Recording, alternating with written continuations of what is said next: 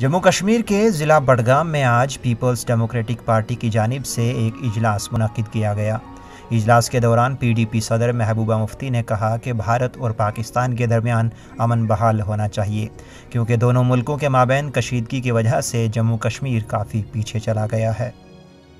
हिंदुस्तान और पाकिस्तान के बीच में भी थोड़ी बातचीत की शुरुआत हो रही है, उसके हवाले से और जो 370 को रेस्टोर करने के हवाले से जो हमारा एजेंडा है उसको हम अपने पार्टी वर्कर्स तक पहुंचा रहे हैं और डिस्ट्रिक्ट्स में जा रहे हैं और लोगों में जो एक मायूसी छाई हुई है उसको दूर करने की कोशिश कर रहे हैं। PGD एक बड़े मकसद के लिए बनी है, उसका मकसद सिर्फ स्टेटमेंट देना नहीं है बल्कि जम्मू कश्मीर की खसूसी पोजीशन को बहाल करने के लिए हम सब इकट्ठे हुए हैं। हालांकि हम एक दूसरे के अपोनेंट हैं, मुखालिफ हैं, मगर उसके बावजूद हम इकट्ठे हुए एक बड़े मकसद के।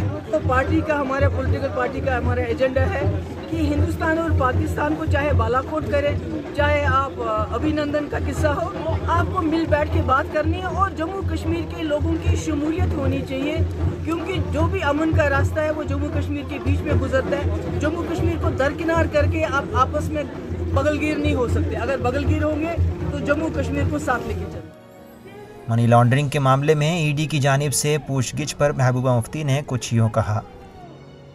ED हो या NIA हो, ये मरकजी सरकार के दो तोते हैं, जो उनको कहते हैं करने के लिए वो ये करते हैं। अब चूंकि महबूबा मुफ्ती के खिलाफ कोई करप्शन का चार्ज नहीं है, कोई मकान नहीं है, कोई गाड़ी नहीं है, कोई प्रॉपर्टी नहीं है, तो इसलिए किसी और बहाने बुलाते हैं, हम उसमें क्या कर सकते हैं। वाज़ेह रहे कि PDP सदर महबूबा मुफ्ती मनी लॉन्ड्रिंग के मामले में जुमेरात को इन्फोर्समेंट डायरेक्टरेट के सामने पेश हुई थी। पेशी के बाद उन्होंने कहा था कि मुल्क में इख्तलाफ राय को जुर्म बना दिया गया है। ETV भारत उर्दू के लिए बडगाम से आबिद हुसैन की रिपोर्ट।